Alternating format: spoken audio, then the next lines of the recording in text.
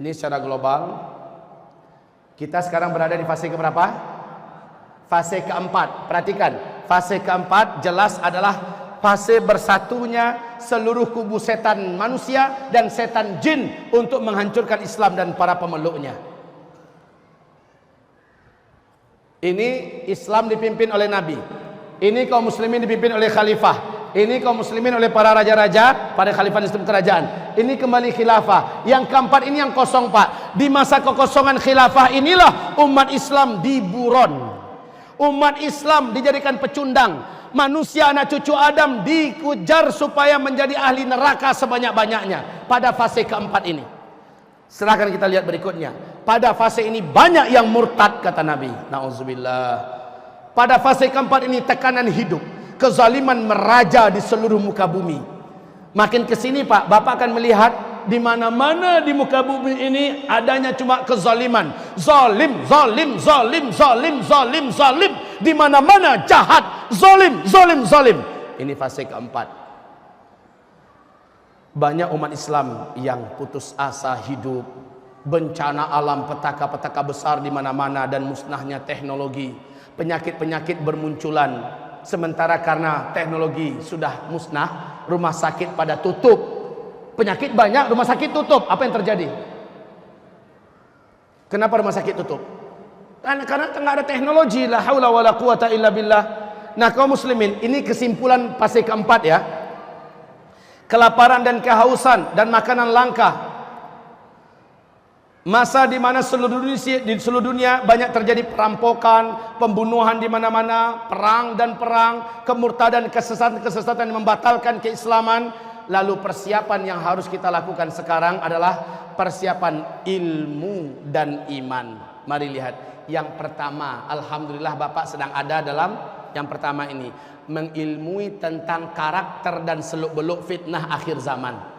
Setelah Bapak Ibu mengilmui ini, saya yakin, Pak, mental Bapak Ibu setelah keluar dari majelis az-zikra ini akan berbeda. Saya yakin sekali, selama Bapak mengimani ini, selama Ibu, Bu, mengimani ini, mental Bapak Ibu setelah mendengarkan ini beda. Apa mentalnya? Mental lebih awas, lebih waspada dan mengerti keadaan. Tidak mudah diombang-ambingkan dengan perubahan politik yang ada baik di Indonesia atau di seluruh dunia. Bapak paham, memang kita di akhir zaman. Memang seluruh kekacauan telah diprediksi oleh Nabi Muhammad SAW. Bahkan urutan berikutnya yang terjadi adalah ini, yang terjadi adalah ini. Kalau memang itu terjadi, Bapak sudah ingat, oh iya, Ustadz pernah menyampaikan begini. Iya, Ustadz dulu pernah menyampaikan begini. Antisipasinya apa? Bapak Ibu juga nggak bingung. Kenapa? Udah tahu seluk-beluk dan karakter daripada akhir zaman. Karena udah tahu, Pak, beda dengan yang sama sekali tidak tahu. Oke. Ini yang kedua, keilmuan yang kedua, mengilmui akidah dan tauhid yang sahih sesuai dengan pemahaman generasi salaf. Pastikan kita termasuk sebagai salah seorang ahli tauhid seperti mereka. Bapak, Ibu, Nabi mengatakan umatku nanti akan, keadaan umat Nabi di akhir zaman. Keadaan umat Nabi di akhir zaman. Bagaimana keadaan mereka? Nabi mengatakan umatku terbagi kepada dua bagian. Yang pertama, mukmin haqqan, mukmin sejati, mukmin full, ya. Yang kedua, munafik haqqan. Nggak ada lagi bagian yang lain. Jadi mukmin sebenarnya atau munafik sejati. Nah, sekarang tugas seluruh Bapak Ibu adalah pelajari dengan benar tauhid seperti apa yang sebenarnya diajarkan Nabi. Akidah seperti apa yang diwariskan oleh Nabi Muhammad kepada para sahabat, sahabat kepada tabi'in, tabi'in kepada tabi'in dan seterusnya. Agar apa? Hanya orang-orang yang seperti itulah akidahnya yang akan menjadi mukmin di akhir zaman. Selebihnya, Pak, lihat di dalam kitab ensiklopedi akhir zaman, calon-calon penghuni neraka, calon-calon pengikut Dajjal, mereka-mereka yang punya akidah menyimpang dan mereka masuk dalam kelompok munafik. Akidah yang menyimpang di Indonesia, oh ya Allah, segala macam jenis kesesatan tumbuh subur di Indonesia. Betul?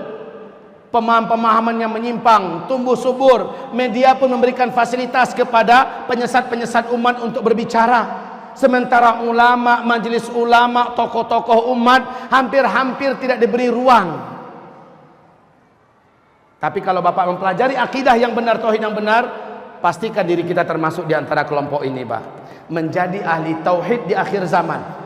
Saya mohon dengan sangat kepada Bapak Ibu semua, silakan buka Google atau silakan beli kitab-kitab tauhid dan akidah yang ditulis oleh ulama Ahlus Sunnah, siapapun penulisnya. Pastikan Bapak menemukan situ 10 pembatal iman. Baca 10 pembatal syahadat, sama 10 pembatal Islam, sama 10 pembatal ini, Pak, jangan pernah satu saja Bapak buat. Bu, jangan pernah satu saja Ibu buat. Sebab apa? Satu saja dibuat, batal langsung syahadat kita, batal langsung Islam kita. Walaupun kita masih merasa diri kita muslim, menurut Allah sudah tidak. Dan ini sudah ijma' para ulama Ahlus Sunnah wal Jamaah. 10 pembatal syahadat, tolong pelajari. Sekarang pun boleh dibuka di YouTube, di mana? Di Google, buka saja 10 pembatal syahadat, langsung keluar tuh. Bapak lihat 1, 2, 3, 4. Nomor 1-nya melakukan perbuatan syirik akbar. Nomor 10-nya pindah dari agama Islam kepada agama luar Islam. 1 dan 10 udah saya bocorkan kepada Bapak Ibu. 2 dan 9 cari sendiri. Mau nggak? Mau nggak mau, ini wajib fardu ain. Bapak harus tahu 10 pembatal Islam, 10 pembatal syahadat apa-apa saja, cari cepat. Baik kaum muslimin yang kami muliakan. Terus yang ketiga, memahami karakteristik musuh-musuh Islam serta memastikan tidak termasuk di antara mereka. Ini yang kedua tadi, tolong baca buku Zikir Akhir Zaman. Kitab ini ada di luar, halaman 193. Ada hadis sahih yang bisa Bapak temukan dan baca, dan terjemahannya, uraiannya. Yang di bawah, pahami karakteristik musuh-musuh Islam.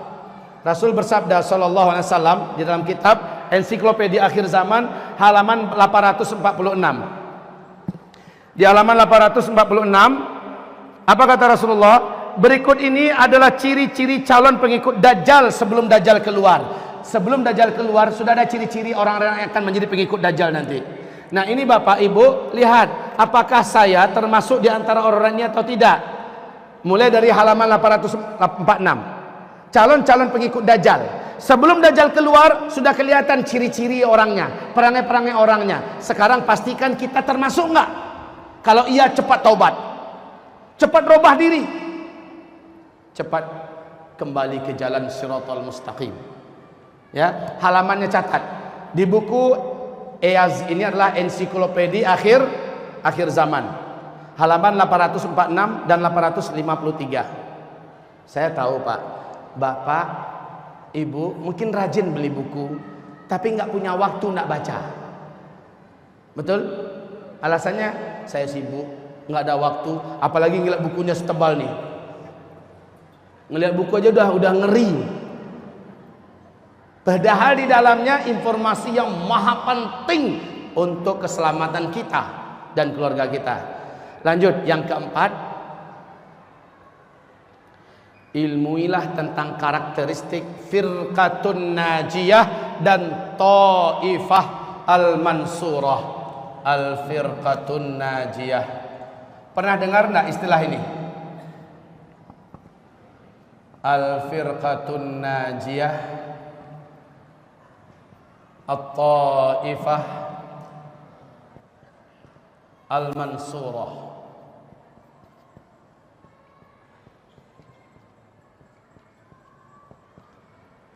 Coba angkat tangan siapa di antara Bapak, Ibu yang belum pernah mendengarkan tentang firqatun najiyah dan ta'ifah al-mansurah. Berapa orang yang belum? Masya Allah, Masya Allah, hampir seluruhnya. Mengilmui tentang karakteristik firqatun najiyah dan ta'ifah al-mansurah, pastikan kita salah seorang di antara mereka. Lah kita nggak tahu firqatun najiyah Nabi kan bersabda, di akhir zaman umatku akan terpecah menjadi 73 golongan. 72-nya sesat, masuk neraka.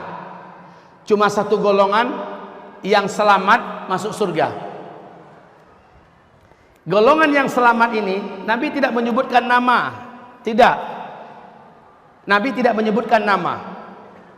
Oh, yang satu golongan itu adalah Muhammadiyah. Enggak. Oh, yang satu golongan itu adalah Nahdlatul Ulama. Tidak.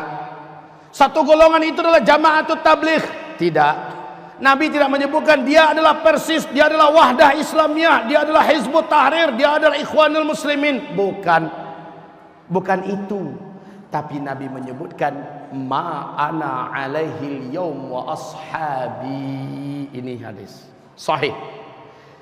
Siapa saja yang dia berpegang teguh di atas apa yang hari ini saya dan para sahabat saya berpegang teguh, yaitu Al-Quran dan Sunnah. Selama dia berpegang erat dengan Al-Quran dan Sunnah, selama itu dia termasuk satu kelompok yang selamat.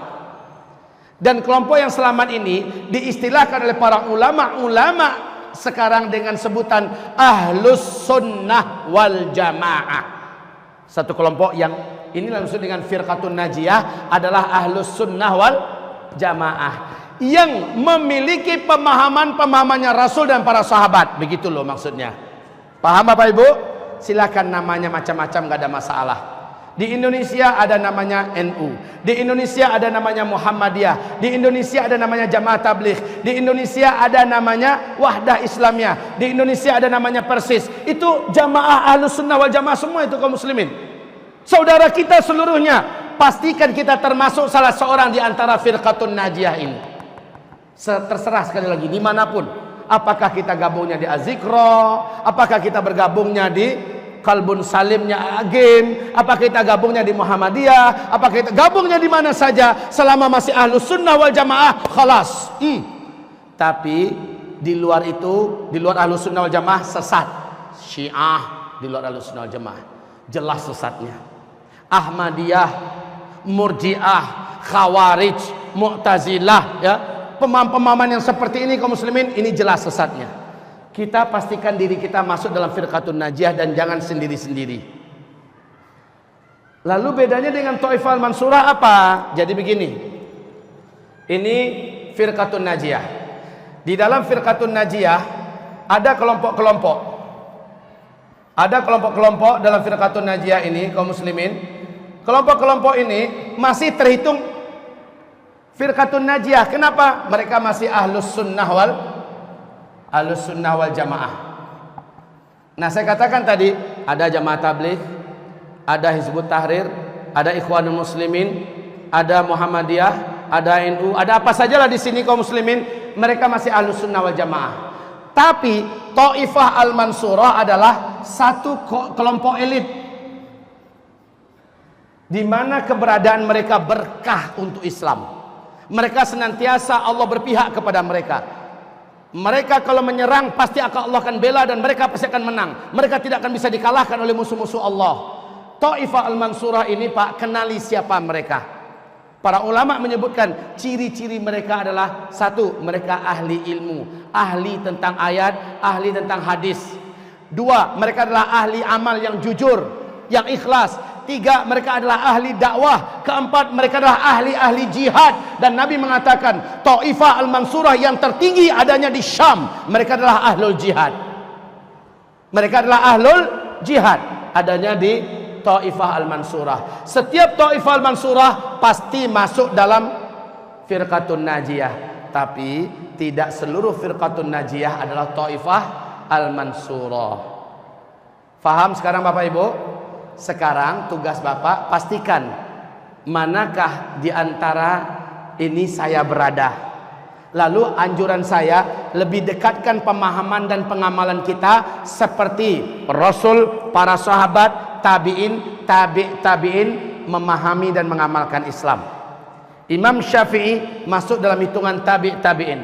Imam-imam mazhab kita masuk dalam hitungan tabi'in. Dalam hadis sahih Bukhari Muslim Nabi mengatakan umat ini benarnya cuma 3 tingkat: Rasul dan para sahabat, tabi'in, dan tabi'in. Imam mazhab yang 4 adanya pada level, dan Nabi rekomendasikan mereka.